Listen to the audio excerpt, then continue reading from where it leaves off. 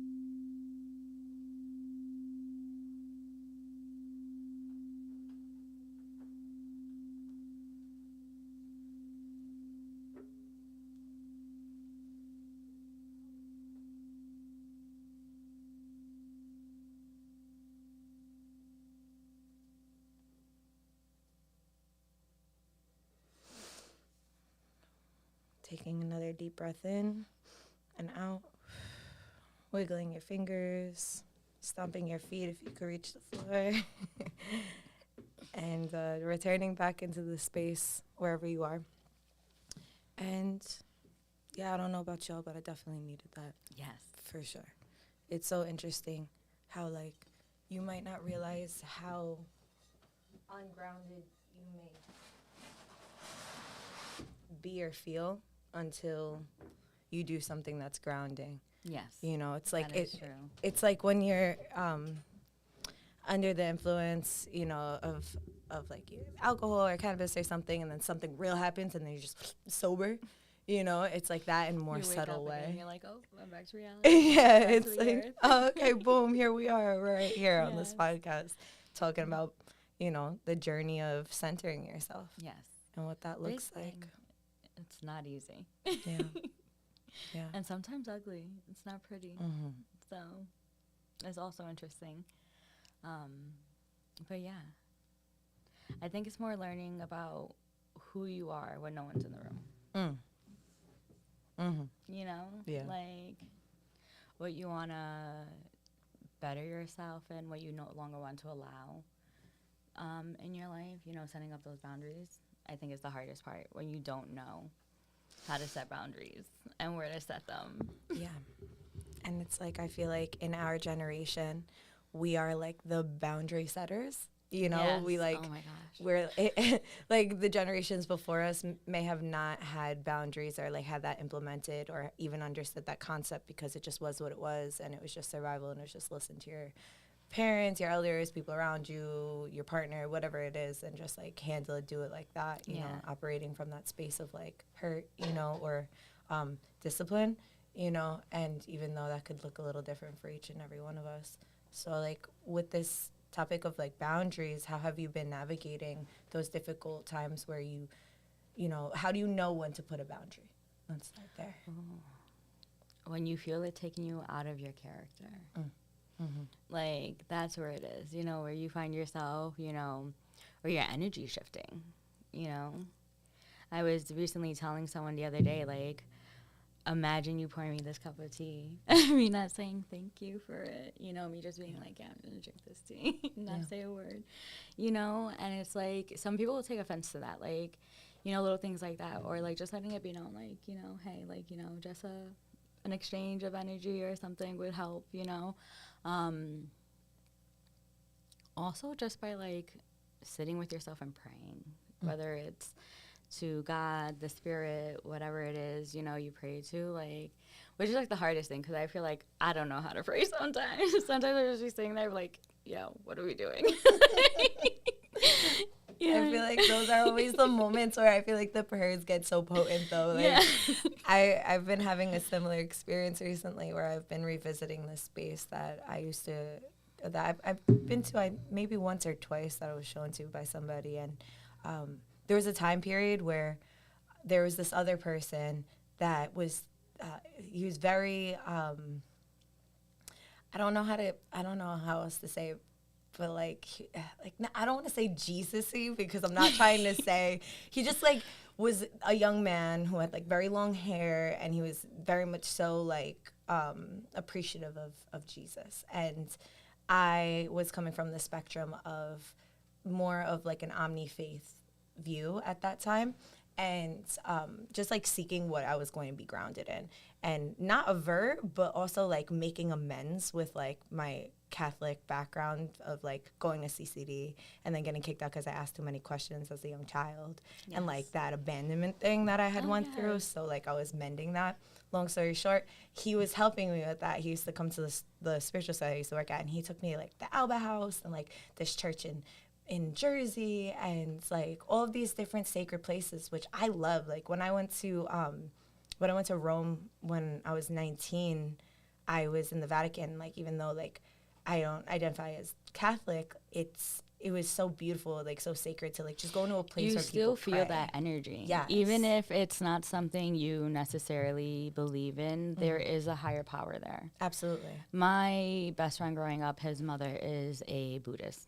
And like I've sat enchanted with her. That's and beautiful. It is like one of the craziest energies that you can feel. And I was like, wow, I've never even like, I don't know anything about a Buddhist background, you know. I sat there with her, read her prayer with her, you know, did her little thing with her, and like you literally feel that like that energy in the universe. And it's like it's powerful, like it's different. And that's why I always like I tend to love to learn about people's religions. Yes. Like, you know, I want to know, like, you know, and sometimes it's a hard topic because, like, you know, you're not really supposed to talk about things like that or, you know, and I'm always like, listen, like, like if you do it out of love, like if you do it from a place of love, like people have no problem opening up about it. Like, you know, I'll talk to people about Passover, like, hey, what's the purpose of Passover? What do you guys do? There's certain things that they do during Passover that they don't do throughout the year, you know, or certain traditions. They, in a sense, also have like their own form of Lent.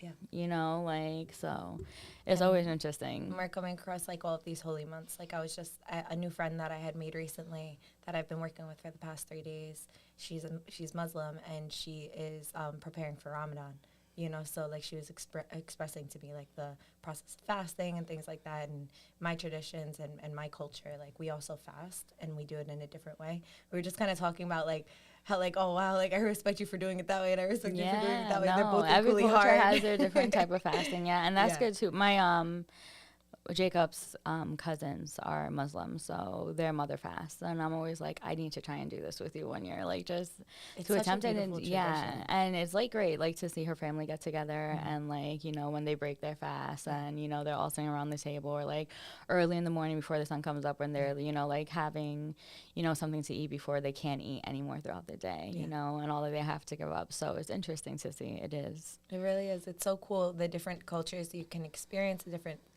ways that people pray, and like in that journey of going to these different places, there is the place that I've been going to recently is closer to me, and it's more intimate, smaller. It's like a smaller version of the Alba House essentially, and I've just been going, and they have like loose leaf there, and people write prayers or just like things and stuff, and I've just been like writing my prayers to myself and to Creator.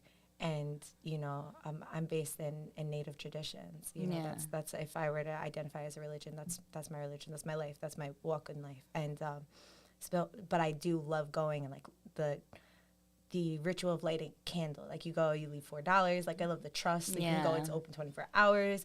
You put $4 down, you light a candle, and I've just been going, and like in this topic right now of what we're talking about, of like being with yourself while working on yourself and centering yourself above all. And how you do, going to church too, I felt like when everything's got rough, like one thing I remember my grandmother doing growing up was going to church, praying, and like I watched that woman pray for hours. Like that woman prays for everything, like, and even that I'll sometimes do. And like you feel it. Like I remember when she first moved to Florida, I had like a hard time, and I found a church like down the block from my job, and it wasn't like a Catholic church or a Christian church. I want to say it was I can't even say the word popsicle. Yeah. I don't got it, but I know what you're talking about. Yeah. It's right there. It's right there. We can reach it, but we can't say it. Y'all know what we mean. But their service was so beautiful. Like the worship music they sang was, captivating. Like you felt the energy there. Like it helped ease me a lot, Every now and then I'll pop into the church in Brooklyn that my grandmother used to go to and light a candle and, say a prayer. I tend to be drawn to the water when I'm going through things. So I'll you find me. I can't wait for like summer to be here so that you can actually get in the water and float in it to ground yourself, because sometimes that is also grounding. I like to just dunk myself 3 times. I baptize myself as needed, right? In that way. But yeah, just having those uncomfortable conversations with yourself, what you want to change about yourself, what it is you want to see for yourself. Like we were talking about how you launched your line the other day, and all of a sudden Spirit was like, well, you're going to get sick too. It was like, I fall off a ladder and get a cold. And here I am, like, I feel like this past 7 months I've been in the most survival mode I've ever actually been. Like I thought it was after I lost Justin, I was like fight or flight, like but no, I think this past like year like was like definitely like my strongest, like we really need to survive, and I don't want that anymore. Like I don't want to be in that flight mode anymore. Like I don't want to be like ready to like always have to go, and I don't want that for my son either. So having those conversations with him too, and learning how to have those conversations with him. There's still a lot of healing I'm doing from losing his father, that sometimes I find it hard to talk to him about the subject when he wants to talk about it. And like now it's getting a little bit easier. Like the other day he came home and he was like, Mom, I had to go to guidance today. He's like very like theatrical with his like reasonings, and he's like, I just had to talk about my dad, my father. And I was like, okay.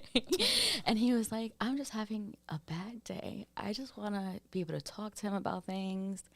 And it's like, okay, how can I relate to him without him thinking I'm just like, making him feel like it's not a big thing, or like I want him to understand like I get it 100% where he's coming from. So he was like, I just want to be able to talk to him about things, and I just want to be able to, things about that are going on in my life. And he was like, do you know what I mean? And I was just like, I don't know what you mean. I do. know what you mean, but I don't know what you mean in the same way. I said, you know, I miss him in a different way. Like, you know, I miss my best friend, you miss your dad. You know, you want to share with him everything that you want to do, all your goals. You know, I want to share with him everything you're doing, you know, but like, you miss him the way I miss Grandma Sonia, you know, so I get it, you know, and I was like, and you can, you know, if you want to go there, like, tell me. I'm not going to tell you, no, you can't go there, you know. It's a place to ground yourself, too. I'm like, you know, sometimes you need, you know, I get it. Like, you can sit here and talk about him to your guidance counselor. You can talk to him from your room, but it's not the same as going to the same place where he actually is. Yeah.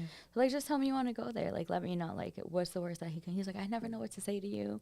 Like, I never know if you're going to take me. And I'm like, but this is what I'm here for, you know.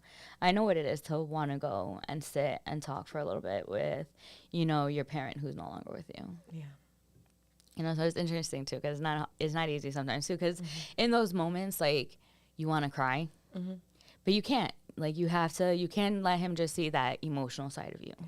Like, you also have to be present with him in that moment and understand what he's feeling. And that's, like, learning to center that, too, is, like, a lot. That's a whole thing. You know?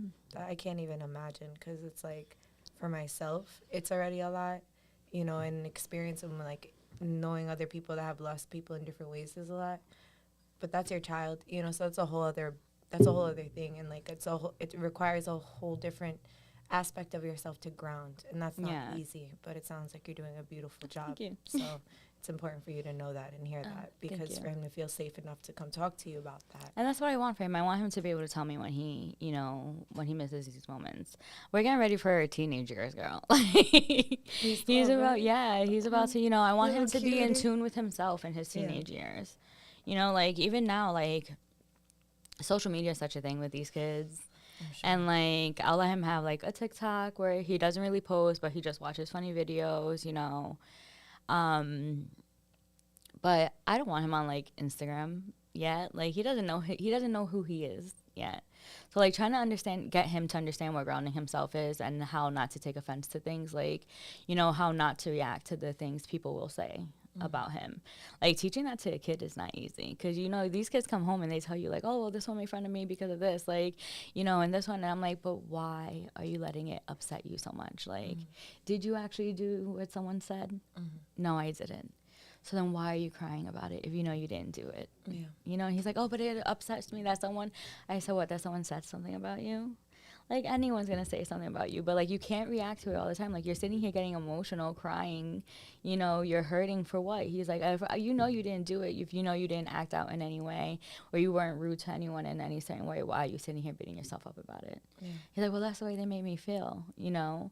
And I'm like, it's okay. People are going to, you know, make you feel some way, but you need to really sit with it and see, does it really need to affect me as bad as I'm letting it affect me? Yeah. Well, it's incredible that you're implementing that formula of grounding your son into himself by not basing his worthiness on the perception of others, because I feel like so many of us have grown up without that, and that's why as adults a lot of people still get affected by these things in such serious ways. You know, and then social media is just the fuel to the fire on that. Yeah, you know? It's like an open forum. Like, you have to think about it. Like, you can literally say anything you want about anyone on there, you know. And they're not in arm's reach. Yeah, you know, so I want to, like, prepare him for that. I'm always like, I would prefer you don't even do it. Like, sometimes I'm like, I hope it goes, like, obsolete before you get there. But no, that's so... Thank you for sharing that, because that's, like, just so real and raw and authentic. No, and even learning, teaching, like, I feel like so many times, like, as children, especially, like, you know, as a child, I was always met, like, if I did something wrong, like, oh, like, you're so stupid, or, you know, like, it was never met with, like, oh, it's okay to make a mistake. Yeah. You know, like, and doing that with him is, like, sometimes he'll be like, oh, I'm so dumb for doing this. Or I'm so stupid. I'm like, don't talk about yourself like that. Like, I hate when he talks about himself like that. Like, oh, I'm dumb. And I'm like, you're not dumb. You're actually very smart. You just need to think logically when you're doing something, and it would make sense. You know, like loading the dishwasher. Like, I could only show you so many times. Like, let's go. Like, it make sense. Like, fit it neatly, you know? Yeah. And then he'll be like, oh, I'm just so stupid. I'm sorry. I'm like, I did it.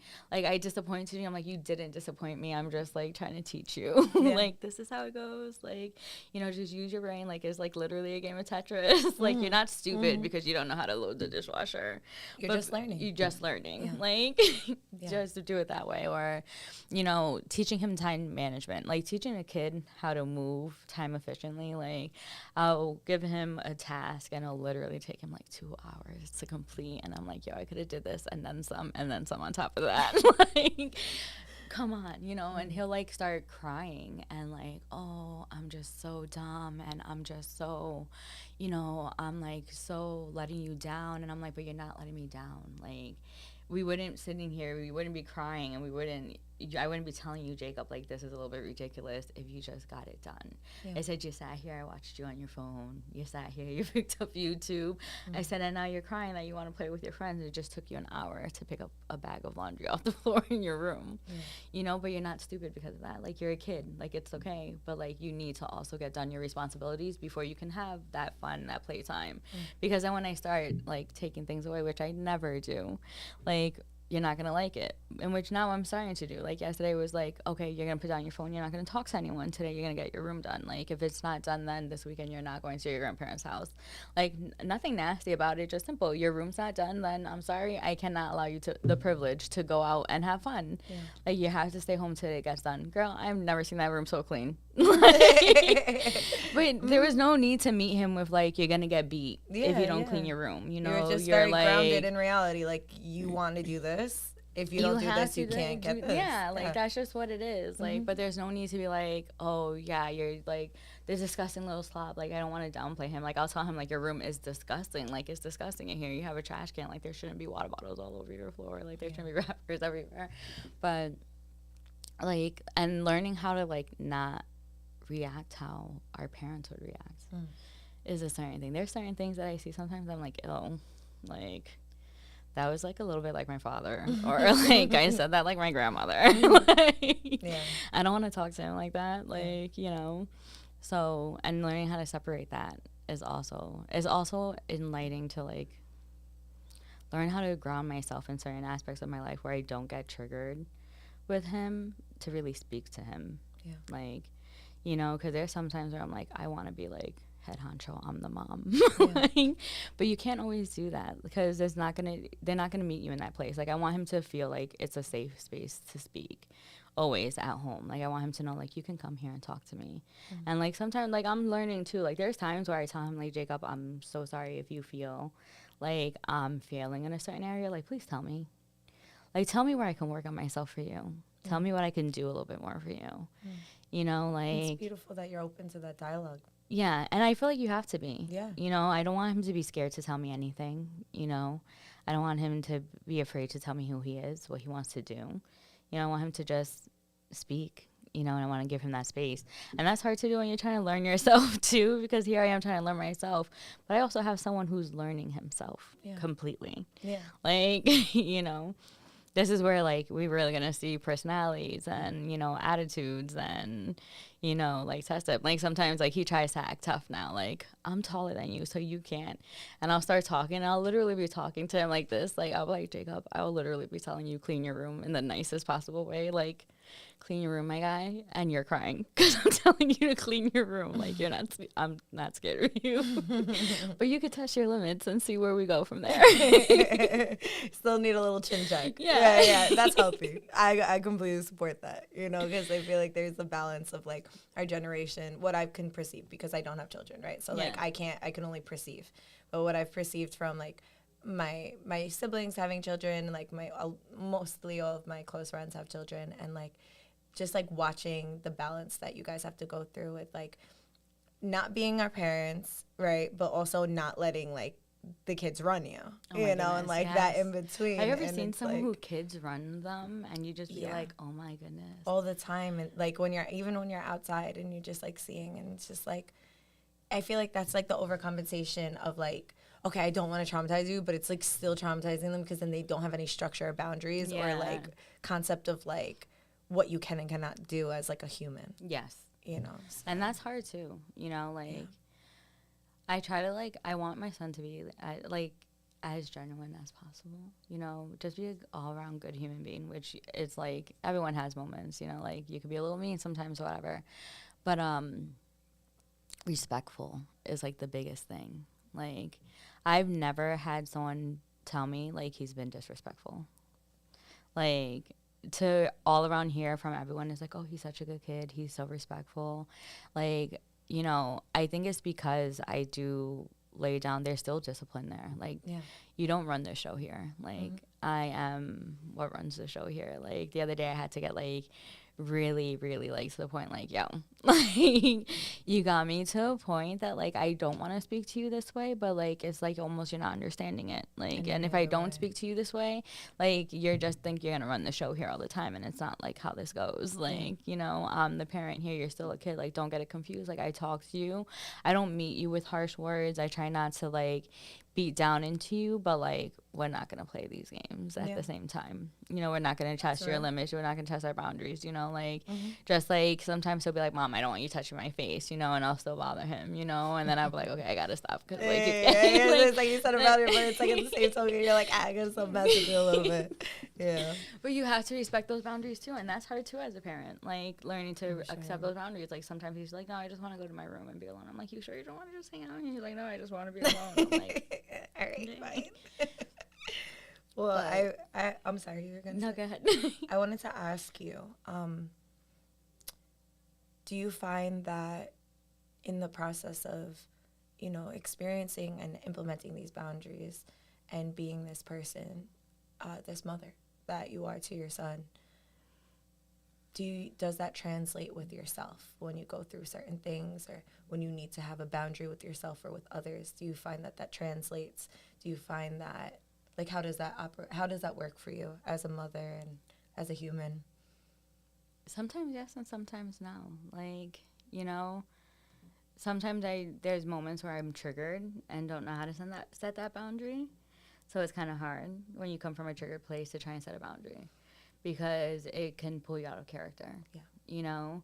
So, but then sometimes, yes, like, I've learned to meet people where they're at, but also to have people meet me where I'm at. Like, if you're not going to respect that, like, how do you expect me to, like, you know, not be so triggered? Like, if I'm literally explaining to you, like, this is how I feel, and you're telling me I'm crazy for feeling that way, and it's like, how would you know? Like, you don't feel that way about me because, like, I've never made you feel that way, but this is how you're making me feel.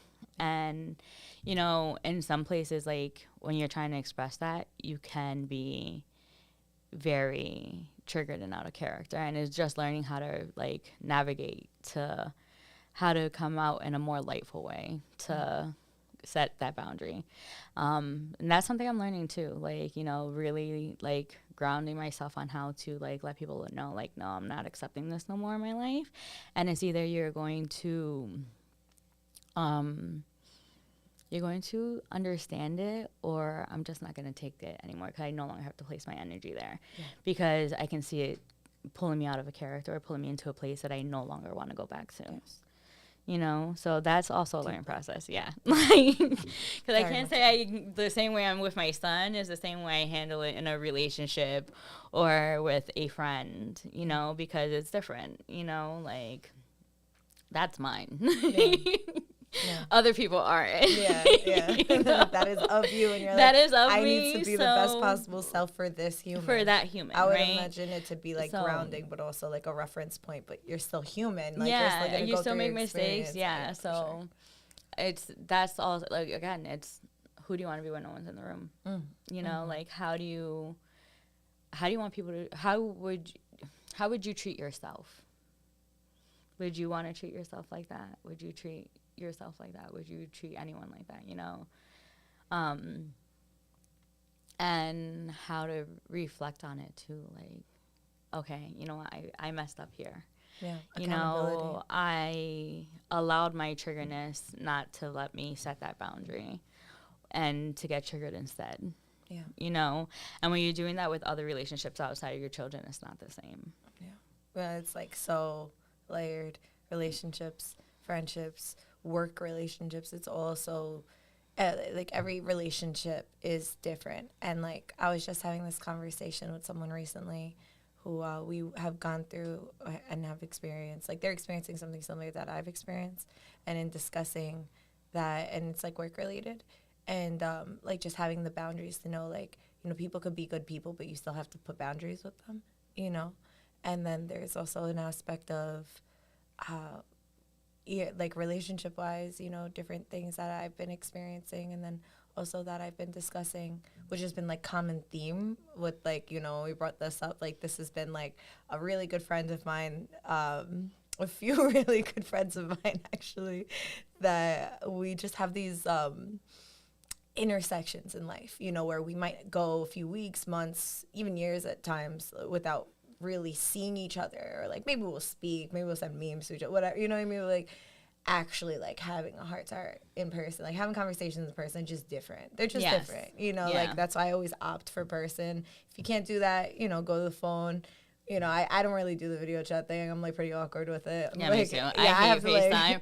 I hate when people like, especially like when you're trying to get to know someone. Oh my God, and then they FaceTime you. You're like, damn. Yeah, no. Like, why do you want to do this? Like, I'm not cute on camera. Don't do this right now. Like, even if I'm like, cute, I look like a hot mess. I'm gonna definitely make it super awkward. Like, no, it's like, I have a hard time. It would be like looking at my ceiling fan. I'll just be like, I always look at myself in videos, like whether it's Zoom, I'm very guilty of it. I blame it on my Leo rising. I'm always just looking directly at myself, so I make myself even feel awkward because I'm like watching my awkwardness unravel, and I'm like, all right. You're like, oh my goodness, what am I doing right now? Yeah, it's like you're literally like looking, you're like critiquing yourself. You're like looking at and it's like you're not even paying attention to the person because you're so focused on what you're doing wrong. Exactly. This is why I make eye contact with people on this podcast, because God forbid I start looking at here. Y'all see me fidget with my hair. I thought the same thing. I was like, I feel like if I just look at this camera, it's so much better. Yeah, it's so much better because at the end of the day, this is where the conversation is. This is where we're at. We're here right now. They're listening. They're watching. We're here. We're doing this. That's why I was like, I don't want to look at the cameras because I won't be here. Then I'll be in the camera. It's interesting how like different things will pull us out of different spaces. Some things pull us out of a space and into ourselves, or out of ourselves and into a space. And I feel like what you were saying is like so important and so crucial. Like the common thread that like a few of me and my friends have been having is just like navigating like romantic relationships and like boundaries and things of that sort. And like you don't always have to wait for things to like explode and implode or whatever the case is to make decisions on them. And treating other people like this has been my grounding point. Like two things. First thing is, you care so much for everyone. Like who the fuck is caring for you? Yes. Like when you're going through this experience, like even the people that claim to be caring for you so much, you can tell them like, yo, I'm not okay with this. I'm not all right with this. I'm not, I don't feel myself here, or I don't like this. And like they can consider it in the moment, or they could not. But either way, like the people can only give you what they have. Yes. People can only give you what they have. They can only pour into you what they have. And if they don't have that, it's not personal. It's not that you're not worthy of that being had. It just means like you might not be able to get that from that person. Mm-hmm. And then what do you do from there? Which is hard to learn. It's like that's hard to learn it's too. It's hard to apply. Like, and it's hard to take in too. It'd be like, damn, is. Like really like.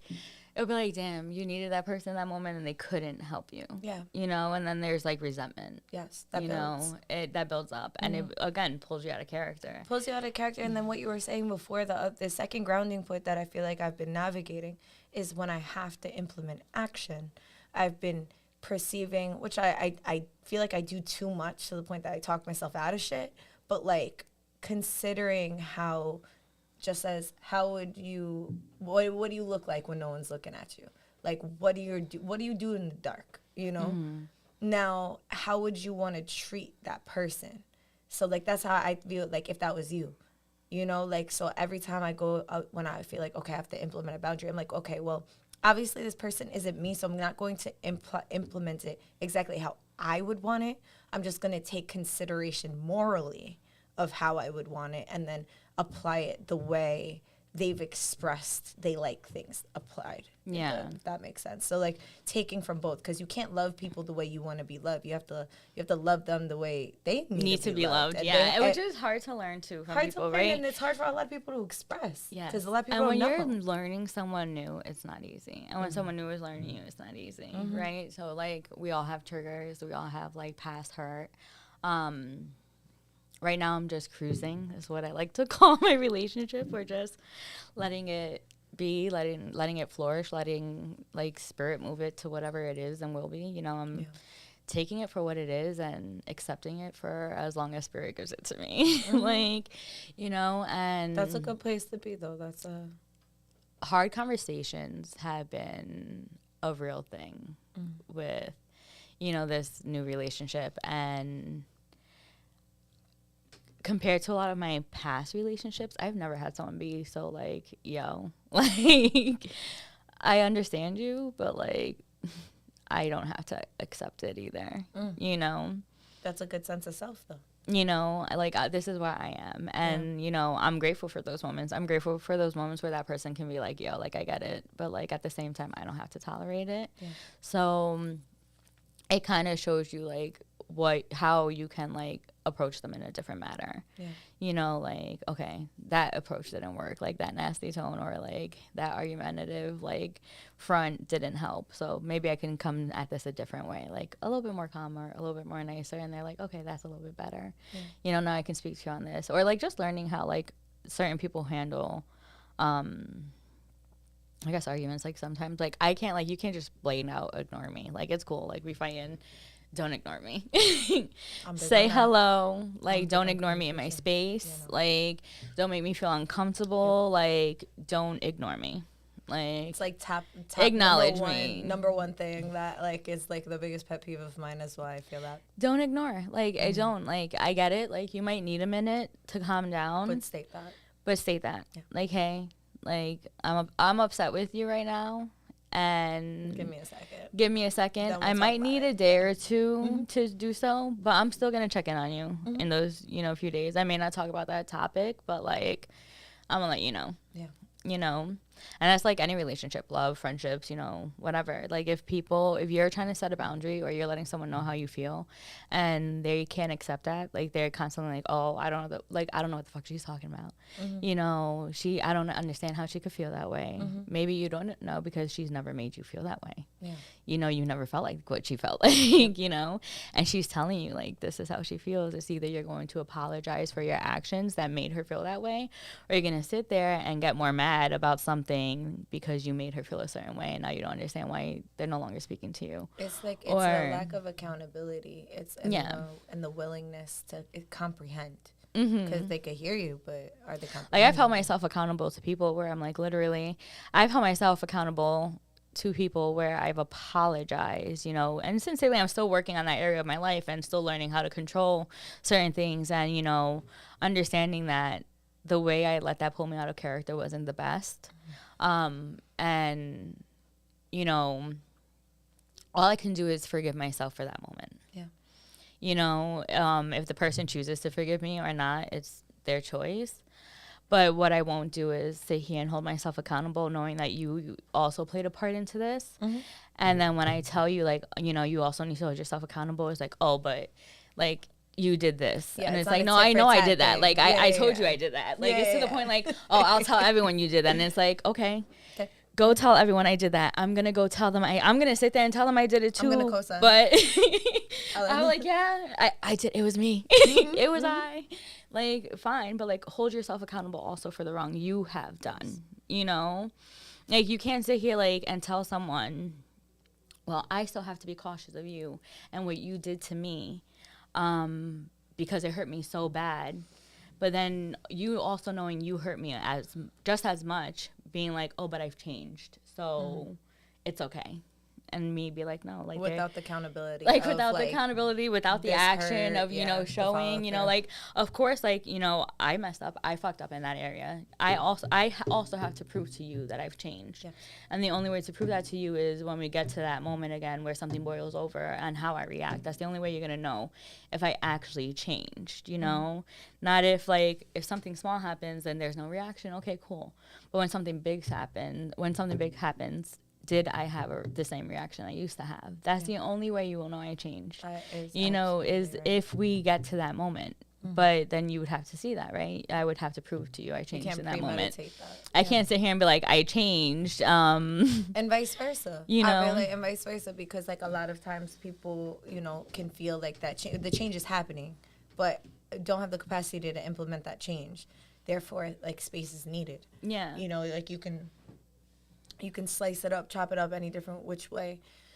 But in most cases, like, space is needed with certain things. And it's like, I know for myself, I've always struggled with the concept of space because, like, I hate the concept that of space. opens up that abandoned wound. But it's like, this is not coming back, you know? And then it's just like I don't like that abandonment wound either. Yeah, and it's like, I think that, you know, I mean, I'll speak for myself, you know, maybe you can relate to it, maybe some other people can relate to it. It's just like, when you lose people that are close to you, like, even before that, like, I mean, I've lost people close to me since I was a young kid, but, like, even before, like, or in conjunction with it, because I really don't have a before that, it's like, it takes me straight to the root chakra, straight to survival, straight past any logic, anything. Is just like shaking, central nervous system triggered. Yeah. Like, now I'm having a reaction. I'm not responding, and like, it's taken years for me to be able to, okay, I feel that sensation. Now I have to take a breath, because if I don't take a breath, I'm gonna just word vomit. Like, oh my God, and that's the worst. That's the worst. Learning how to react to things. Like, and not respond. And not, like, you know, learning how to respond to things and not react to them. Because responding is more like a, you know, a boundary. Action. Yeah, like, you can sit that you're responding it from light, you know, like, hey, this is how I respond to this. And reactions like instant fight. Like in the fire, like, you did this is my reaction. You just, like, you poured the gasoline onto that fire. I've just been trying to react with space and breath. Yes. And then respond. That's been my personal That's how you goal. need to learn how to react, though. Yeah. Like, I've never been like I'm not an aggressive I can be aggressive. I'm not like mean aggressive person. Like, I don't get very I could get violent if I wanted to, but I'm not a violent person. So, like, it's kind of hard for, like, to get you to that space. Yeah, it takes a lot for me to get there. It takes a lot. Yeah, like, it doesn't just, like, come out. Like, I will bake the whole cake, fondant it, design it, decorate it before there is an explosion. And before that explosion, there'll be, like, small conversation. Yeah. Like, it will start off like, hey, like, this is how I feel. And then it's like, hey, this is how I feel. And then it's like, hey, like, and then we're yelling at that word vomit, right? Like, and that's where you're like, okay, like, no, you don't want to get there, right? So, like, when people describe it sometimes, like, oh, like, you know, you respond aggressively. I'm like, I'm not even like, maybe sometimes I can be, right? Like, there was one moment where, one part of my life where I was responding, like, in, like, I'm going to hit before I get hit. Because I was dealing with so many triggers. And if you got close to me, I was, like, ready to brawl. Like, you could be, like, calmly yelling at me, and, like, my fist was clenched, you know, and if you got too close to my face, I was just swinging, like, and that's not me. Like, I'm not a fighter, that's you know, and, like, my brother one day, like, someone was talking to my brother, and they're like, you know, they said she beat him up, and my brother was like, maybe. Like, I can see my sister doing that, but what did they do? Like, how did they get there? Get her there? Because my brother's like, how did they get her there? Because, like, I know my sister and how to trigger her, you know? Yeah. My brother's like, I know my sister's not a easily triggered person. Like, she doesn't really just, like, she's not ready just to fight, just to fight. Like, you know, she's very, like, you had to get her to that space for her to want to pop off with you. Like, you know, like, he used to be like, you had to either say something to her 100 times to the point that she got up and actually did what you told her to do. Like, at one point when we were younger, I just remember, like, I used to hate hearing things repeated nastily, like, especially in fighting. Like, so he would be like, come here so I could hit you. Come here so I could hit you. Come here so I could hit you. And finally, it would get me to the point that I would get up and walk across the room and hit him before you could hit me. And my dad would be like, well, what did you think was going to happen? Like, you provoked the bear. Like, you literally told her to come here so you could hit her, and you thought she was going to come here so you could hit her. And people do the same thing when it comes to words. Like, and that's the same aspect. Like, people do the same thing when it comes to words and actions. Like, it might not equate to, you know, a physical. It might equate to a physical. It might not. There's possibility for both. But, you know, I feel like what is most seen in the arena of interactions with humans and being triggered is, like, there's these antagonizing is the word, you know, energy that comes out, and like it will pull the worst out of you. An antagonizing energy, like someone who antagonizes you while you're upset and like literally trying to express yourself, will literally bring out the worst parts of you. My goal in that aspect is to be so solid within myself that anybody can antagonize me, and you won't get to that level of okay, like if that's how you feel, that's how you feel. Yeah. You know, if that's what you want to do. If you want to antagonize me through this whole fight, then that's what you're gonna do. Yeah, like because it will literally, like, some people, like, for me, it could pull me out of character. Like if you antagonize me to the point, like, I'm ready, like, because I just can't take it no more. Because now it's like, yo, I want to shut you up. It was because I'm like trying to remain cool, and I'm trying not to, you know, overreact, and I'm not trying to get aggressive, and I'm not trying to get to this point of anger of no return. But like, you're literally trying to pull it out of me. It's learning how to ground that area of yourself that is the fucking hardest. Absolutely. And I feel like some people do it without even words. They do it with like weird actions and interactions, and like, you know, in psychology, they might call it like, you know, reading a room as a trauma response because of the lack of of safety as a child, right? And then the spiritual side, people call it like empathy, right? You know, so I think it's a mix between both. I read a room for 100 reasons. I read a room for the fact that, one, you always want to know the energy in a room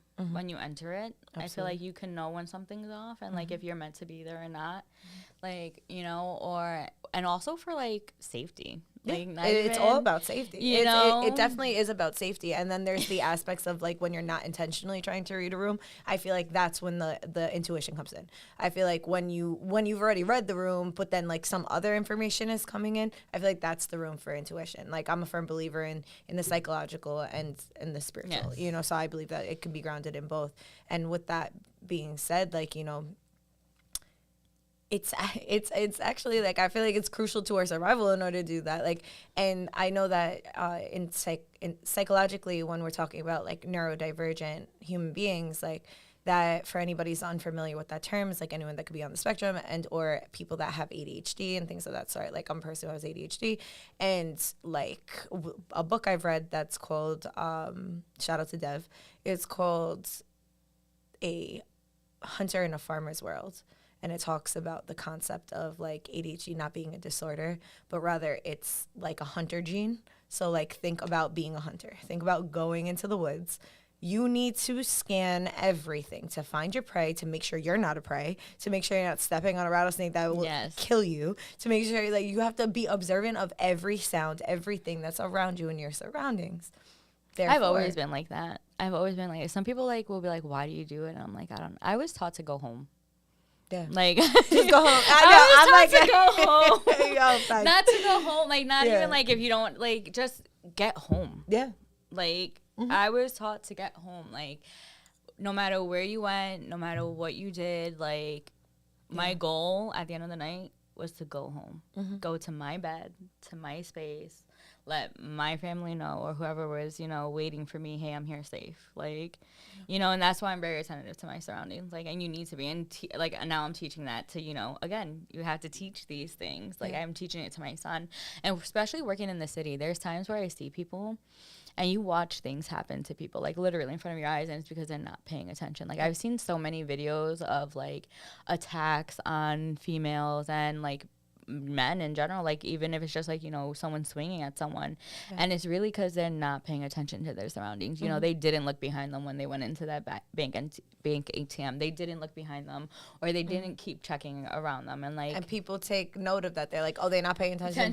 That's my prey right there. Exactly. That's who I'm gonna get. People think that we're not in a jungle. We're in a jungle, especially we're in New York City. Like, this is still the jungle. Just don't got the trees. And I'm teaching that to my son. You know, this younger generation, like our kids' generations, they're very lost into their iPads and their cell phones and, you know, technology. Like, it's just, no. Like, I tell my son all the time, I don't care what you're doing on your phone. You need to scan a room, like, every 10 minutes, every 5 minutes even, to make sure who's around you. You're at the park with your friends. You need to realize if there was someone who wasn't there before, you want to take account of that, you know, whether it's an adult, whether it's a kid, whether it's a teenager, you know, especially now in today's age, like, you know, we're sending kids to school with, like, bulletproof backpack inserts, you know? You want to pay attention to what's going on around you, you know, to know that something's off today, you know? Yeah. This guy has been standing here this past week. I don't know who he is, you know? Yeah. This guy has been at my bus stop, but yet there's not a kid getting off the bus, you know, like things like that. And it's something that I feel like a lot of people lack. Yeah. It's well when you're not centering yourself. Yeah, you have to be centered with yourself to do things like that. When you're not centering yourself, you're not even aware of these things because you're everywhere else. You know, you might, and that's the thing is like, it's weird because it's like when you go into these rooms and you operate from the space of like scanning a room, like I know for myself, it's coming from a myself thing. Right, not just like, okay, I'm gonna stand there just because I want to look around. Like I could give a fuck less. Like personally, like I'm your business. Like I was just saying this to somebody yesterday. Like when I was working the show, like we had water bottles, right? But I had no idea that we had water bottles and that they were for us because I wasn't directly told. Yeah. So I just came every day with my own water bottle because like that's how much I mind my own business. Like you know, like I need to be told. Like that's still in my space. Like I knew they existed. But, like, I didn't know they existed for me. Yeah. So, like, I didn't, you know what I mean? So, it's, like, being aware of surroundings, yes, but, like, also, like, not prying into them. Just being, oh, okay, that person over there, that person over here. Okay, this. Okay, I feel good over here. I don't feel good over here. Noting that. Now, what I think people have a lot of in our society is being, like, well, why are those water bottles over there? Well, why is that person over there? And getting so involved and absolved in people's business that they are not in their body. They are not centering themselves. All they care about is like the drama. Like, you know, I was out not too long ago and I like don't be going out. Like, and just I'm very homebody. Like I'm very nature person. Like, so if you see me out, like that's like the quarterly thing for me. So I was at a local bar. I was meeting up with some friends I haven't seen in a long time. And, you know, there was someone that came over and they were like talking about drama, like that was happening with somebody else. And it's like, you know, in that moment, I'm like, okay, I felt myself want to judge. And I'm like, well, that's not any better than what they're doing, you know? And then I was just like, that's just the way that they're finding excitement in that moment. Some people do that. Simultaneously, I didn't subscribe to it. If they know you, yeah. Like, some people do it just because they want you in that drama moment. Some people do it knowing it's a trigger to you. Or knowing it's going to trigger you. That's a whole different thing, too. And if you know the person, right? If you know the person, that's a whole fucking thing, sis. Right? That's a whole thing that people do not talk about.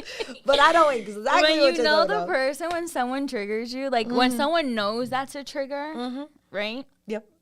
And they're like, I'm going to do it anyway. Just they want to see your reaction. They want to see you react, right? That's also a thing that I'm learning how to navigate in life. Yeah. You know, poking buttons or whatever. A lot of people will do that in moments of happiness in your life because they're not as happy. Yep. I've never really can say I've ever wanted something that someone else has had. I've always been like, I'm so happy for you. I'm like, you know, I wish you the best. I hope it grows. I hope it, like, I've never been someone who's wanted anything that anyone has. I've always, you know, I'll feed into your dream. Because you know that you're going your for dream. yours. Yeah, like I'm going for mine. Yeah. Like, you know, your dream and my dream ain't the same. Like, you know. They could look the same, like, but they're not. They might look the same, right? They might look the same, but they're completely different. And I feel like even in our industry, like, you know, like you're an esthetician, I'm an esthetician, someone else is an esthetician. I know an esthetician who's an esthetician and wants to know the science behind it. You know, where you're like a holistic esthetician and I'm all here like, I want to be all this beauty and glam. And I just want to, like, you know, everyone's different. Yeah. And some people will take that as competitiveness, where it's like, no, I want to learn from you, and I want to learn from this girl who's, you know, learning from science, right? You know, like, I don't want to, you know, stop anyone from going anywhere. I don't want to hinder anyone's growth. I'm here for that knowledge for you. Like, oh, you always learn from someone, you know? I used to get mad, like, you know, for being a waxer for so long, especially, like, I used to be categorized as one of the best in my store. I used to hate having to train girls because they used to make girls so scared of me that they would be like, shaking. They wouldn't want to touch me. They wouldn't want to wax me. And I used to be like, yo, I'm not going to be able to train you if you are scared of me, because I'm not here to scare you. I'm here to teach you. Yeah. You know, I'm not here to manage you. I'm here to lead you. Like, I want to lead you to success. Like, don't, like, this is my forte. Like, this is where I'm very strong at in this industry. Like, I enjoy the waxing aspect of it, but this isn't only my level of knowledge, you know, and this is just a step on my way. I'm going to learn from, you know, I'm going to learn something. I learned something from new girls. I learned something from older women, you know, is that common knowledge. And like, everyone has different goals, different places. Like, I know a girl who just opened up, you know, a spot with someone else, and she's renting and she loves it. And it took her forever, but she did it at her pace. I'm not jealous of her. You know, she's doing the same thing. And every day she's calling me, when are you going to go get your LLC? When are you going to stop playing? I'm competition in all reality, but to her, I'm not. Yep. To her, someone that when she grows, she wants to take with her. Yep. You know, and there's a difference in that too. Like, when people see you as competition, you can tell a difference of those who see you as competition and those who want to grow with you. Yes. And I always tell people there's a difference between a manager and a leader. I don't want to be managed. I want to be led. Yep. I want to be led to success. I want to be led, you know, to more, to better, to greater, to more knowledge, you know. To not be gate kept. To have the space to grow. Yeah. And to not be And I'll have no problem vocalizing that. Like, I'll let you know, like, you're a manager and I'm not here for it. Like, by all means, like, at that point, like, if you're just managing me and you're not talking about money, then I don't want to hear it. Literally.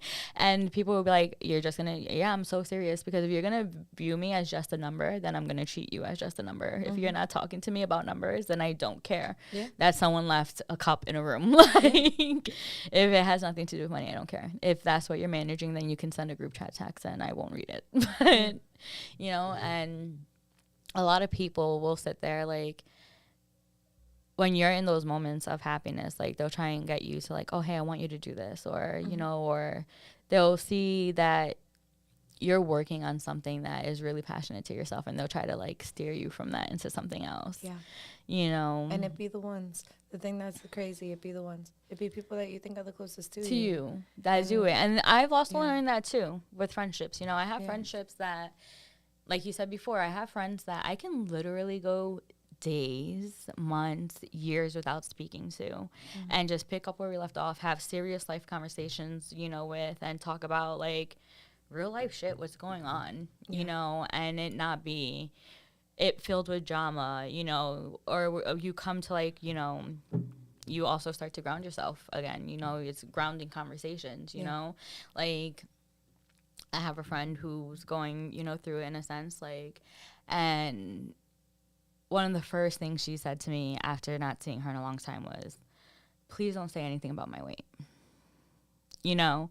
And it was like, damn, like, I have to respect that boundary. But then when you saw her, it was like, damn, like, I understand you asked me not to have this conversation with you, but as a friend and someone who's concerned for you, we need to have this conversation. Not just on, like, an aesthetic reason. Like, this isn't even, like, on a real life, like, yo, is it, like, it's like, what's going on? What's going on? Like, what is causing this? Like, I've never seen you, you know, look like this. And I had to learn how to approach that boundary without making her feel attacked. Yeah.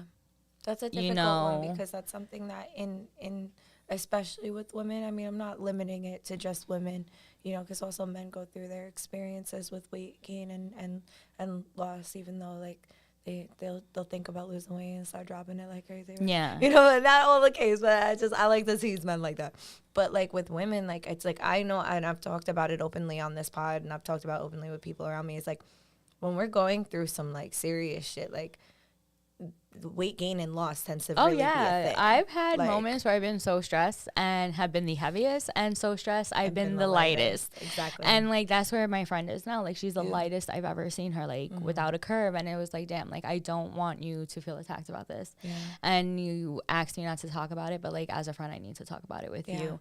And we were able to sit down, like, without her getting explosive, without her getting nasty, without her, you know, taking it into heart. And it was, like, more like, she was like, no, you're right. She's like, you know, she's going to therapy and, like, trying to, you know, set boundaries in what was causing, you know, that stress and, you know, working on herself again. And she's like, you know, I feel like conversations like the one we had are very much needed, and like people won't do that. She's like, I asked you not to comment on it. She's like, but I feel like I also need to hear that. Yeah. You know, I needed to, you know, see that someone else is concerned. Because you approach that boundary with love. Like, that's the thing that I feel like is a major key, you know, that you're tapping on, is like, you know, boundaries are set. And sometimes we set boundaries, especially when you're just learning how to set boundaries, like you're setting them, boom, boom, boom, boom, like, you know, or like, and it takes you to get to this really like triggered space to set them. But sometimes we set them when we're in a triggered space, and I, as a friend, realistic knowing, for every person. Yeah. I, as a friend, knowing, could have met her with like a way that would have triggered her,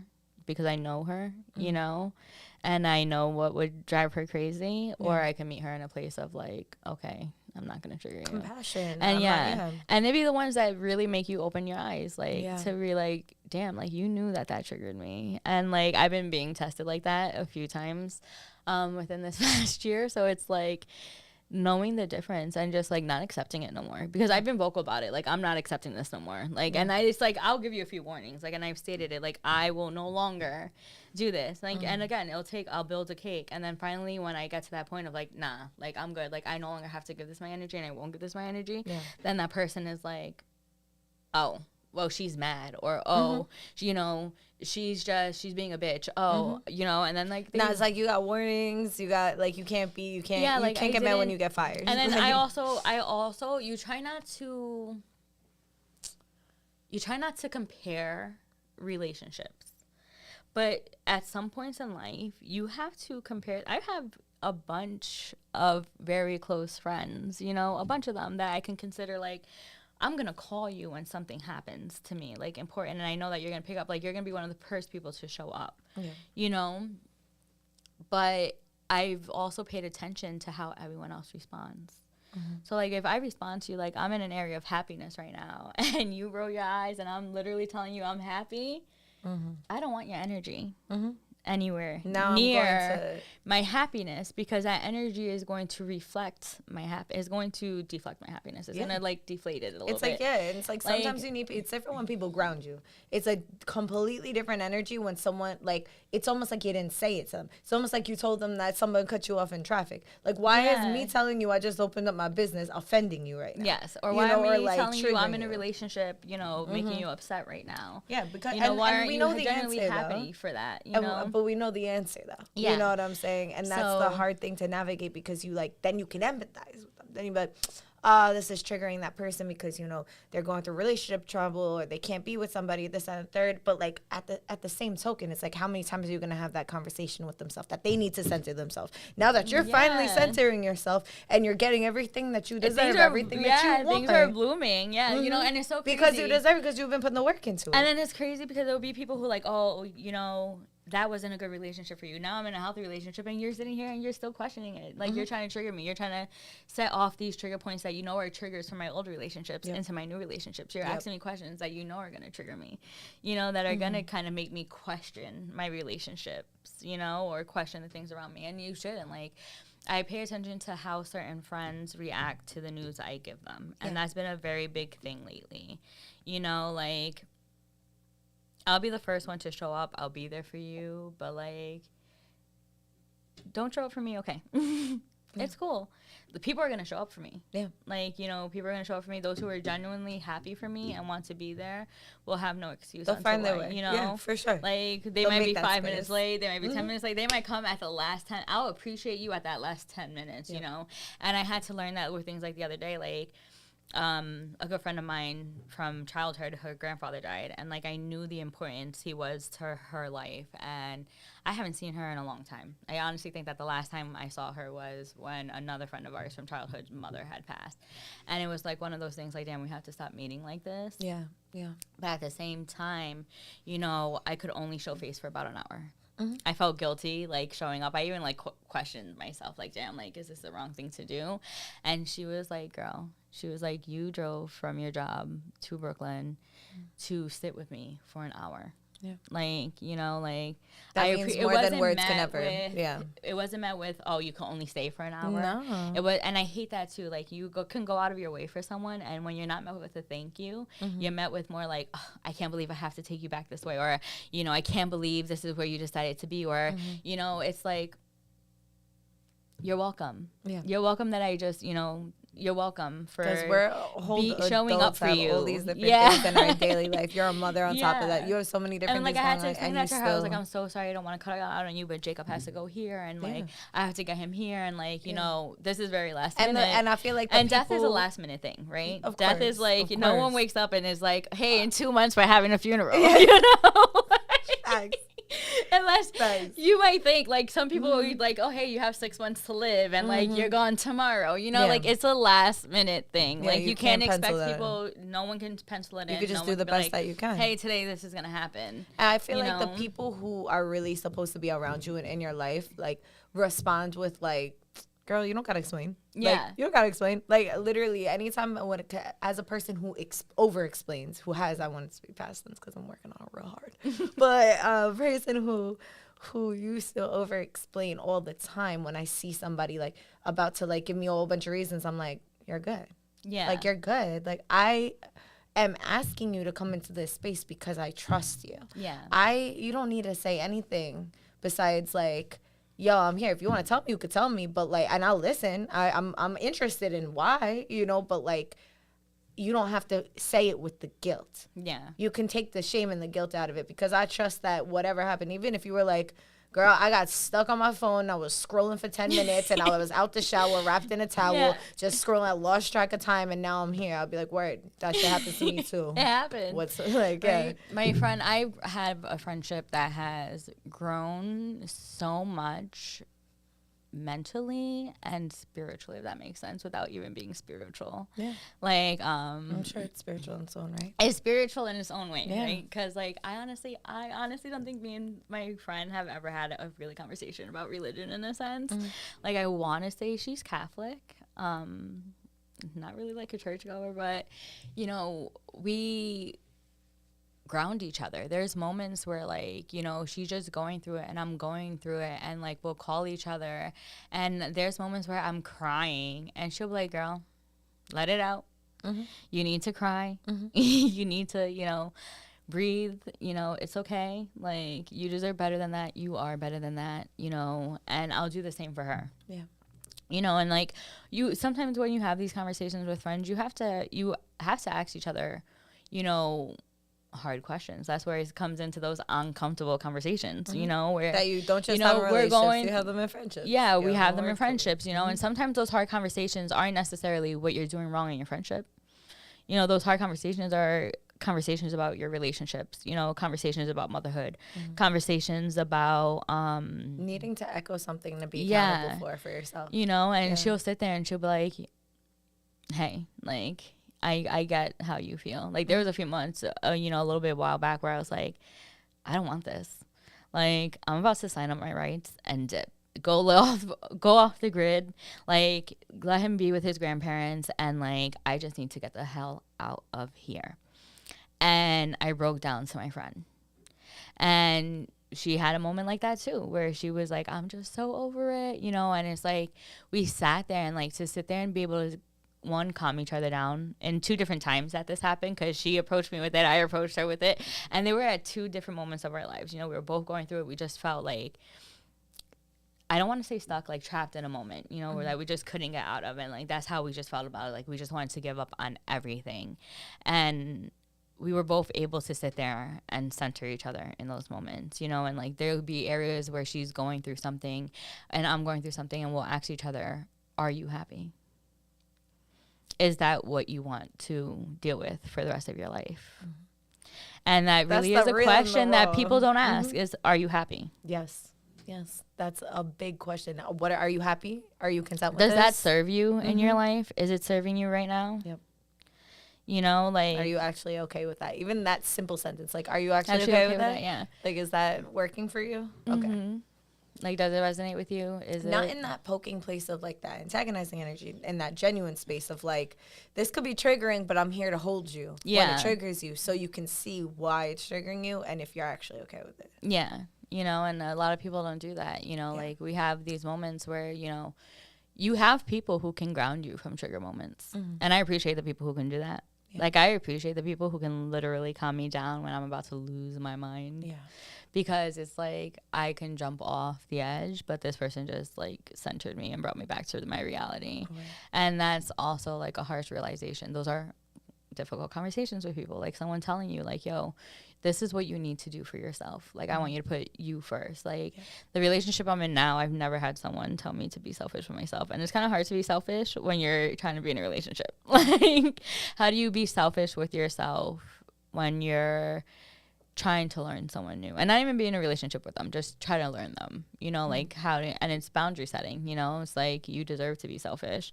I never had someone really tell me like, hey, like you need to sit down and focus on like your mental health. Like, I get it, you have a son, put yourself first, you know, do something for you for once. Like, stop overdoing for other people. Stop going out of your way. And that's been a hard thing to learn too. Stop going out of my way. I'm like that person that would like literally take your car to go get an oil change because you had too much to do out the day, but I had like 10,000 things to do, but I still managed to get your oil change.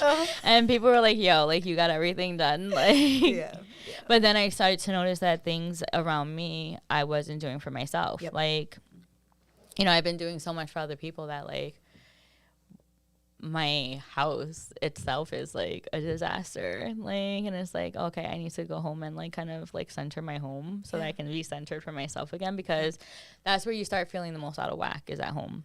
And right now, like, I'm not even gonna lie, my house is so out of whack, but it's because like I've been just trying to organize things, learn things. Like, I have to make a space that wasn't necessarily meant to just be mine, my own, and that's not easy either, because it's like a part of me wants to leave. Like, I want a whole new space. Like, I want a space that I walk into for myself, that I want, and I picked this space for me, and I want to make it mine. And I'm now doing that in a space where it wasn't necessarily just for me. So now to like kind of make it mine is like kind of hard, and it's like a work in progress. Like, and that's how I look at it. Like, every day I'm like, I still haven't hung pictures on my wall. I still haven't done things like this. And I'm like, no, I need to get some color up here. You know, I need to like brighten the mood in here. I can't let it just be so down and like damper, because this isn't what it was. Like, this isn't what it was supposed to be, but this is where I'm at now. Yeah, well, you can make it alchemy. You know what I mean? You can alchemize it by making it like, you know, even though that wasn't the set intention, working with what you got. And then I'm sure like when that happens, like, I feel like when we surrender to that, that's when the place that we actually want appears, like, and not a moment before. Like, it's the matter of following through with those things. It's like we can perceive that we want something, someone, someplace, something from ourselves, whatever it is, but until we surrender to the fact of like working with what we got, and like the space of like, maybe, then you won't get to that moment. Those are moments that are hard to learn too, because like sometimes, like, even now, like, rushing into things is something that you have to learn not to do. And we're so good at rushing into things, you know, whether it's love, friendships, you know, jobs, you know, we rush into them thinking like, oh, this is great. I'll do this. And then you get there and you're like, okay, this isn't as great as it was pictured or as it was painted in my head, right? So, well, haste makes waste, right? So it's like, if it's something the universe has been echoing super loud at me every time I have that sensation, like, okay, well, I should answer right now, or I should do this right now, or I should go there right now, and like I have this like the energy starts going up for me. I'm like, where are my toes? Okay, what do I need to do right now? And it's just like focusing. There's a quote that my sister had posted. It was like, every step, focus on the step, not focus on one step ahead of you, not the whole staircase. Yes. It's kind of like the one day at a time aspect. I have someone who always tells me, like, anytime I talk to him, as an old friend, a good friend of mine, he's always like, I'm always like, how are you? And he's like, you know, one day at a time, you know.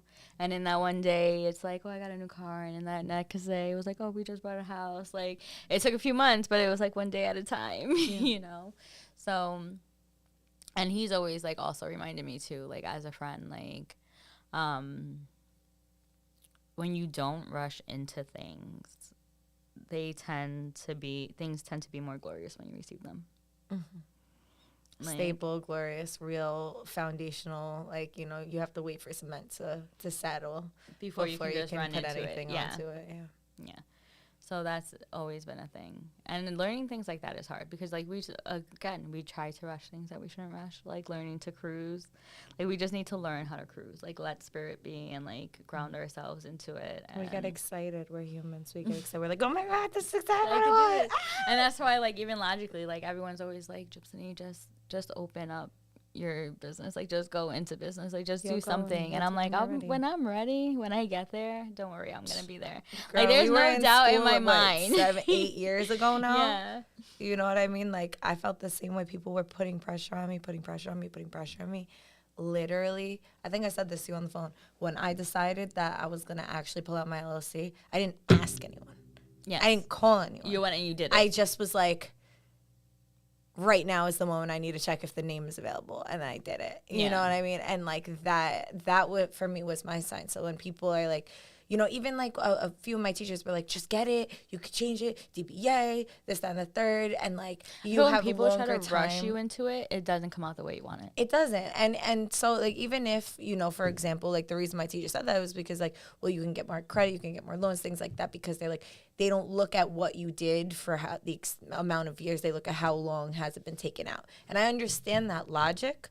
But if I would have just did that, like I would have opened up in a time that I really wasn't ready to even like commit to the information you have to learn. Like, because the thing is like, I don't mean to say it for it to be daunting, but I also need to say it for it to be grounding, because like people make things seem like they're so fucking simple and easy, because a lot of people have people telling them how to do this shit. They grew up in like maybe their parents had an LLC, maybe their brother, their sister, someone around them did. Like, I didn't have that experience at all. I don't have anyone in arm's reach that is like, hey, like, is this how you do your taxes like this?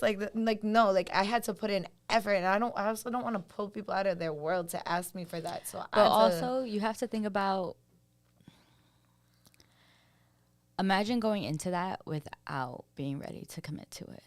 It would drain your passion. Yeah, like, it would steal you away from what you love to do, because you weren't committed to give it your all. Yeah. You want to give especially your passion, you want to give that your all. Absolutely. Like, it's not going to fall. Anything that you want for your passion is not going to fall out the sky. No. Like, it is not going to. God bless the people that it does come to, because some people do have that where it's like, oh, I want to do this, and, you know, it's able to just lay out like that. Like, you know, they have that easy break. And there's some people who really have to, you know, work for that. But like, you know, when you're passionate about something and you want it to go right, you want to be able to give it the right commitment. I think that some people I think that it's really, like, truly where I believe that it boils down to is people that are intentional, and people that are why people are doing it. Like, people, I feel like a lot of times when it comes to business, it's like if what you're doing is involving more, if you're centering more than just making money, like, you're going to handle it with care. Like, I'm not saying like things don't align and move fast. Like, yes, that happens sometimes, but I feel like especially when it comes to business shit, like you being the business person, like having to take that on, like, if like, sure, like if you're just centering money, like, yeah, like you're centering money, so that's what you're doing. So it's just boom, boom, boom. How do I get this money? How do I get this? How do I get this? But when you're centering, like, I want to make sure that people are having the best possible experience, because this is like my passion. I want to do it right. I want to make sure, like, yeah, I might not be able to afford this particular product, but that's what I'm going for. So I'm going to have this one, and for the time being, or I'm going to make this, and I'm going to cut it. Like, it's like you're not going to cut corners. It's just different. It's all about intention. Yeah. And I feel like that's in everything in life. But people that are going 1,000 miles per hour, a lot of times are only going 5. It's just, it looks like it's going 10,000 miles per hour, because money is involved and societal norms are involved. So everyone's like, oh my God, look at how good this person is doing.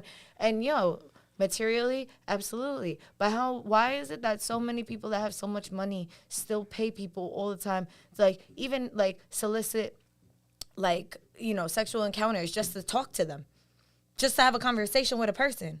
You know what I mean? All these different aspects that people do that have a lot of money that seems like taboo or weird because they're not happy. Why aren't they happy? Because they went 1,000 miles per hour to make money. They didn't, and they went -5 on the emotional development within oneself. Like, I don't want, everyone's always like, oh, you should just open up your own waxing spot. Like, just do it. And it's like, when I vision my spot, it ain't just waxing.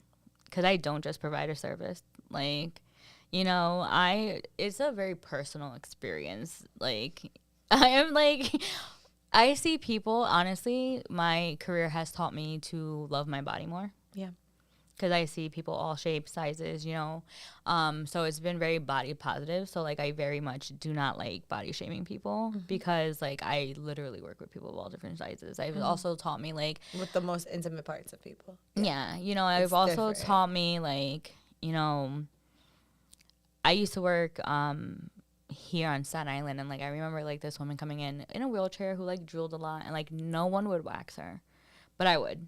Because at the end of the day, she's a person. Like, at the end of the day, she wants to feel beautiful, too. Like, you know, so I used to do it. Like, and everyone would be like, oh, why do you take her? Because at the end of the day, she's human. Yeah. Because at the end of the day, this is the service I provide. I provide a service to make people feel beautiful. Yeah. Like, there's nothing more, like, for me than when someone, okay, great, your $20 tip was great. But honestly, it's not about that as much as, like, that $20 tip is amazing. The fact that you left here, like, in feeling all good about your brows or, like, you know, just feeling hairless or, like, whatever, that's what it is for me. Yeah. It's that type of energy. Like, that's what I want people to experience helping when they walk in. Be more of them, what they want for themselves. Yes. Yeah. You know, and, like, everyone, and that's one of the things, like, one of the hardest things is always, like, people will come into me and will be like, well, what do you do? And I'll be like, it's whatever you want to do. Like, I do this for myself. Like, I don't do this for a male. I don't do it for a female. I don't do it for anyone else but for me. Like, you know, so if you want to do this for yourself, it's up to you. Like, how do you want to handle it? Like, you know, and I don't want to just be like a quick express spot. Like, I want to be a safe space for people. I want people to come in and feel comfortable. Yeah. Like, you know, I want them to know that, okay, I could take my time here. Okay, she's going to work with me and how I need to move, you know? And so many times in my career, I've been met with, you know, you're probably like, you honestly worked with me. Like, you let me, like, some people aren't flexible the way they used to. Yeah. And someone telling them, like, no, this is the way it's done. It's like, no, it's not the way it's done for her because she can't literally do it. Yeah. You know, you have to provide them that. Yeah. That's that safe grounding space for them to be with you and be comfortable with you. The energy in the room plays into it. Like, I don't want someone to walk into my space and feel like energy that's not for them. Like, you know, I want them to be comfortable. I want them to walk in and be like, oh, okay, this feels good. Like, this feels good. Ready. Like, I'm ready to do this. Yeah, because like, I'm not scared. Yes, that's the whole thing. Like, you know, like people, the whole world, like of waxing, the whole thing. Like, I'm an esthetician that doesn't wax. Like, I'll wax myself. I don't wax other people really unless I know them. I don't offer that as a service. And I give so much respect on y'all name to wax. Like, I think it's satisfying. I love, like, you know, pulling in. Like, I love that aspect of it. But, you know, like, you guys are going into, like, the most, like, you got to create a safe space. You know, you're like, touching people's sacred areas. Literally. Like, people are, like, spread eagle, like, straight up, like, you know, and doing different things. This is where it is, too. Like, you know, like, again, I work in an industry where I deal with women from all different backgrounds. Yeah. You know, and, like, you learn a lot of things from these women, you know. Like, I've seen women who, you know, are completely clothed from head to toe, get undressed for their service. I don't want them to feel uncomfortable, you know, like, but and that's their belief, you know. You give them their time, you make them feel comfortable in their space, because I'm sure that that's not also a comfortable thing for them either. Yeah, you know, for sure. Like, I mean, I talk to people all the time about getting waxed, because I personally never went to go get waxed. Because, like, I just did it for myself, you know what I mean? But, like, I personally, like, that experience I haven't had, because I never met somebody. I was like, I don't know these people, you know what I'm saying? If I was ever going to get waxed, I'm hitting you up, you know what I'm saying? Because it's like, I can't imagine just going to a random person, you know what I'm saying? I'm that way with everything I do. Like, if I'm getting my hair cut, I'm getting it on the full moon by a good friend of mine, you know what I mean? Like, it's like, it's the intention. You're you're that, you know what I'm saying? And so much more, you know, that you either know and people don't know, or that you don't even know yet and that you're going to create. And I'm so excited to just see what you do. That's why I'm like, this and year, curate like, your that's safe what this year space. is. That's why I said, like, my new year is my birthday. Like, that's what this year is. This year is really, like, learning to, again, sit with myself, have these uncomfortable conversations, but, like, focus on what I want to put out there for my son, for my business, you know, for what I want to do. Like, I want to do it with intention. Like, me, everyone, like, oh, be in your ear, like, oh, it's great. And I'm like, yo, my world's crashing right now. Like, the last thing I want to do is not focus the one thing I'm passionate about. And I wasn't even, like, I didn't even want to do this growing up, you know, like, this isn't like, oh, I wanted to be an esthetician. I loved beauty. I was like the least, like, I grew up with boys. So, like, I didn't even play with Barbies. Like, beauty was not a thing for me. Like, I only know how to curl and straighten my hair. Like, that's about it. Like, I can't even, like, you know, I can't do certain things. And getting into this industry was very much, I was a young mom. I needed quick money. And then I got into it, and I based it off of a cheeseburger. Like, can I eat after I whack someone for the first time? Like, can I handle that? Like, if I could, you know, eat this burger, I'll live. There's going to be a job. And I thought it was going to be just that, a job. Like, I just thought that it was going to get me something to get me by until I figured out what I wanted to do.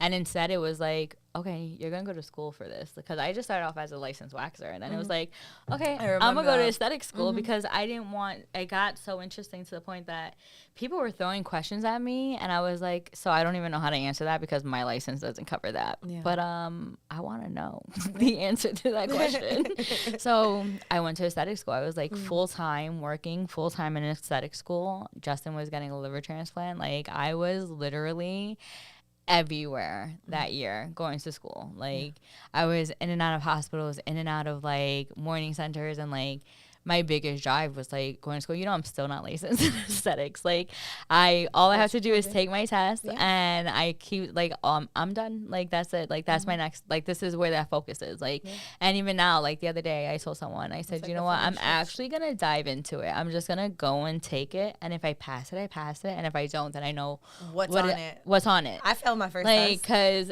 I'm a terrible test taker. Like, terrible test taker.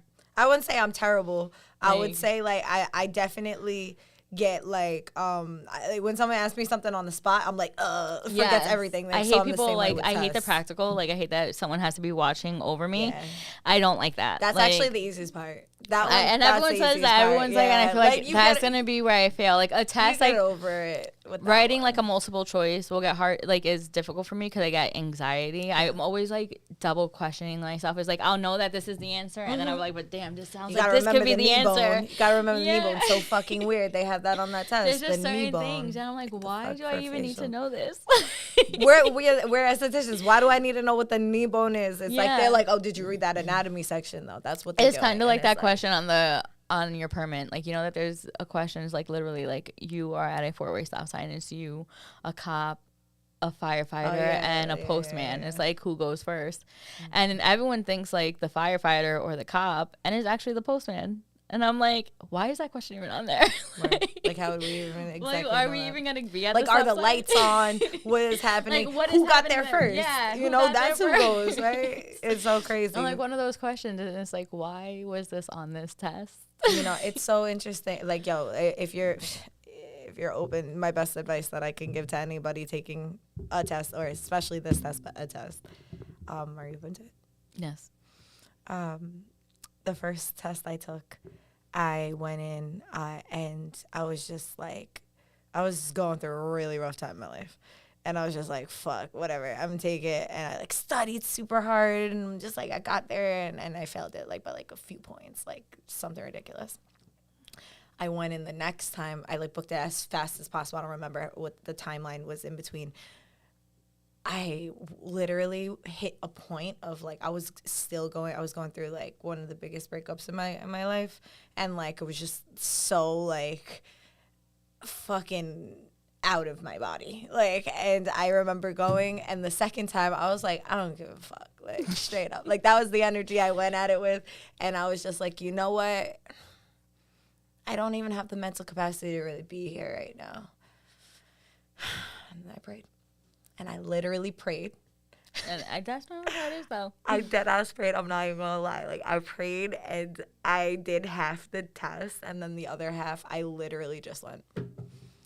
And I fucking passed, like, almost 100. That's normally how it goes. You know, I was sitting in there with someone the other day, and I was like, yo, I'm really thinking, like, I'm going to go in there, and, like, I'm going to just, like, living like God that day. Living like God. Give Jesus the wheel. Saying, I'm going to attack this test. Everyone's like, are you going to study? I was like, nah, like, I'm really going to live in like God this one. Well, remind me to send you the study sheet, because there's one that came from the school. Oh, and then there's also a new one that I had just met. We'll talk about this after. Yeah. But, like, yeah, just it's a study sheet. But it's like, and I was telling someone, everyone's like, every time I meet someone, they're like, you still haven't taken that. And I was like, I honestly, up until this point, I didn't need it.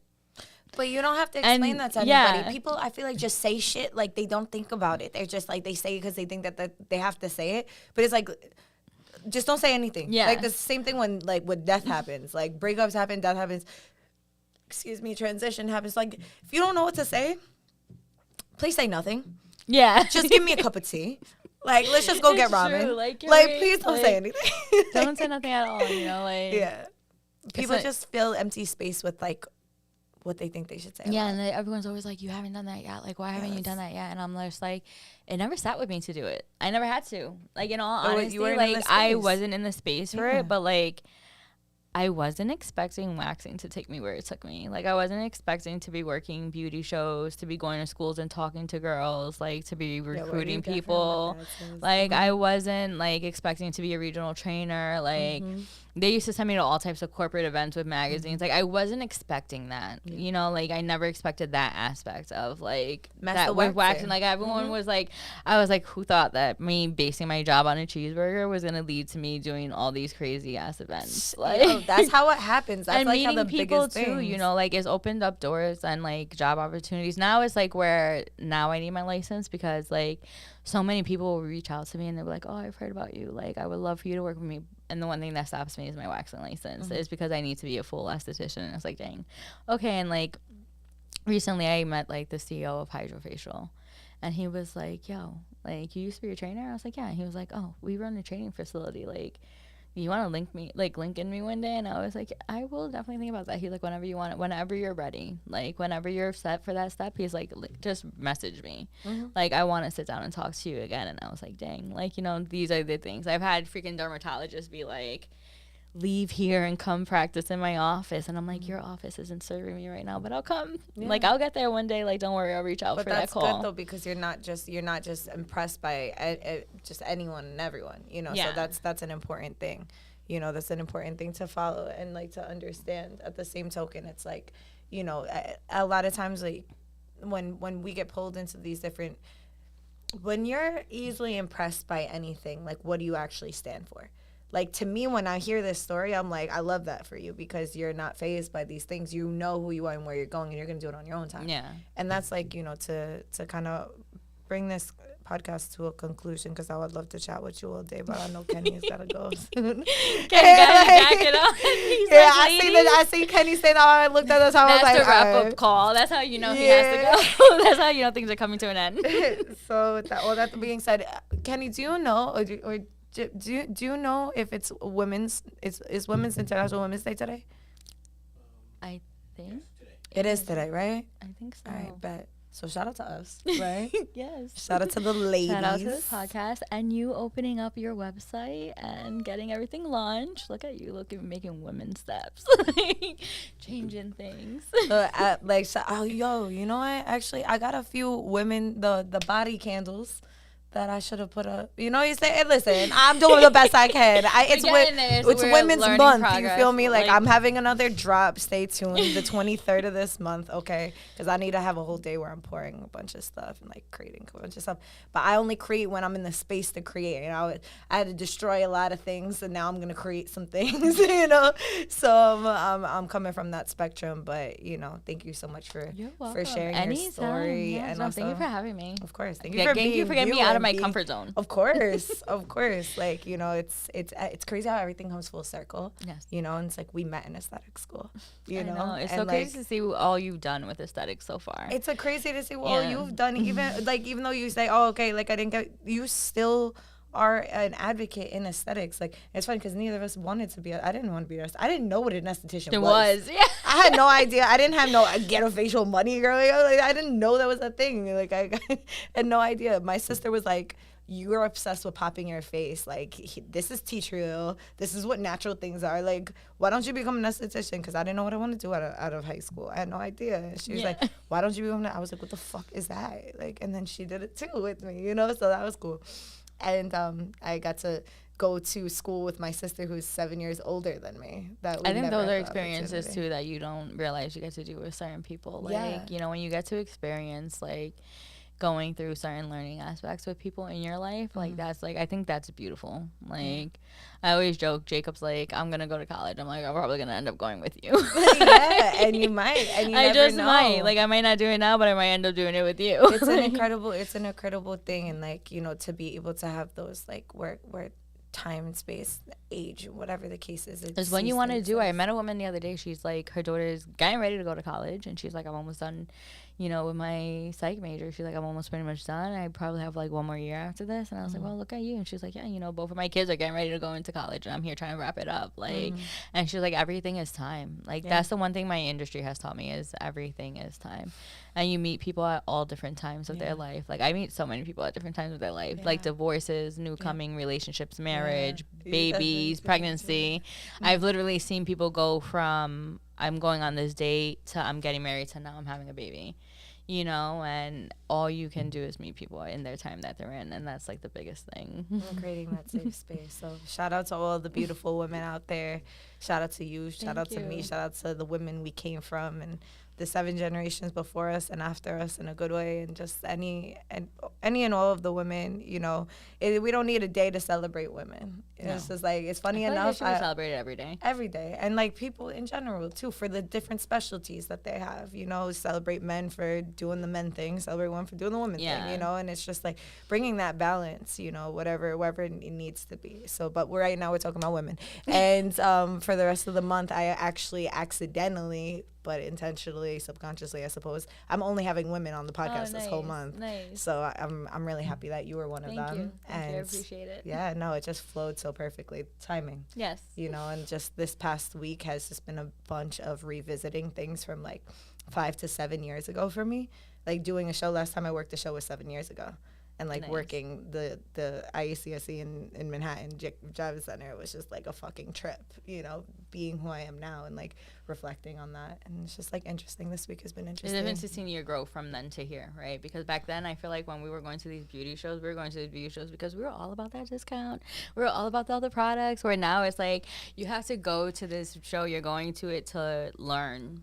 And what you can bring to this show and where you want to be in the next show. It was the moment when I went to go swipe for the Fast Ferry and I had to choose between my business card or my regular card, and I was like, actually, this is an expense because this is educational to me. Yeah. And then I was just like, business. that at that moment, I was like, bitch. Like, literally, that's what I said to myself. I just like looked around and I was like, love this. And then it's like, you're going here, or you're going there with the intention of like, where am I going to be setting up a table in the next few years at this show? Like, absolutely. I actually saw someone who posted who was at the show also, and she was like, I remember being here about like 7 years ago, and like this was like a small counter, and like now they're one of the main displays. Yes, like, so many of those shows. Even that will be timing, because when we start off, we're gonna start off as those small counters who get to those big counters. You know, like where we're in the middle of that show, like ceiling things hanging and all, you know, or you can't miss us type shit. Yeah, for real. And like, yeah, so shout out to every especially I want to just give a special shout out not only to like my mother, my sisters, my nieces, every woman in my life, my friends. Thank you for not only coming on here but also being someone that I could call a friend. And like, you know, I want to also give a special shout out to all of the mentors and business partners that I've had, all of the people that I worked for, even if I was just saying to another one of my previous bosses, I was like, listen, like, I don't burn bridges, I just light fires, you know, like I don't burn the bridge, but I light a fire, you know. And I can always walk back across that bridge if when you know your worth and you let people know that you know your worth, like they're gonna let you burn that, they're gonna let you light that fire, but they're also gonna let you come back over that bridge. Exactly. Like, because they understand it. Like, they know that you're doing out of a level and of growth. And that was a part of, exactly. It's the transformation and things that need to happen. And a lot of times I've had a lot of people that I've been in those interactions with that have said that they needed to have that happen for them to realize something else in their life or business or the way that they conducted themselves. So, I just want to give a shout out to all the women that I revisited within this week, and also the women that I haven't. I hope that y'all are still doing really good, and I thank you for all of your teachings and experiences that I've had with you. And just because I don't sit with you at the same table at the lunchroom don't mean I don't still wish you well in your life. We see you. I still want you to eat, just not at my table. Grow, So, with all due respect and love, thank you for coming on the podcast. I'm going to leave y'all with one thing real quick, because I'm not going to do all that. That's over there. Actually, can you assist me? Would you be able to open up to a page, whatever page feels right for you in your heart? Because we're going to play the Heart Bowl after this, so just know the vibes are going to be felt throughout the ethers, but we're not going to have that on recording. And I'm going to read, today's the 8th, right? So today, if this doesn't hit to exactly, I'll go ahead. You go first. You go first. It always does. It always does. Happiness perfected. There are moments when perfection stands in time and space, when the beauty of the matter does not need to be explained because no words are strong enough. Those are the most beautiful moments in life. When the sunset meets the sea, when the raindrops meet the thirsty crust of the earth, when the waves hug the shore, when the storm ends and the rainbow begins. When a baby smiles or holds your hand, when beauty meets modesty, when humbleness meets sincerity, when sadness meets empathy, when happiness meets genuineness. The moments cannot be recreated. They cannot be equipped with a price, and neither can happiness. So if you took your happiness from those moments, could you even try to put a price on it? Would you even try to get your happiness from things that are sold and bought? Would it even be possible for you to love people for what they are, what they have, rather than for who they truly are? I'm not even going to read that. That's all we needed. Thank you. You're welcome. Thank you. Thank y'all for tuning in with us. We appreciate y'all. Love y'all. Who run the world, you know what I'm saying? Thank you again. This was great. No, this was great. And see you guys next week. Yes, enjoy. Bye.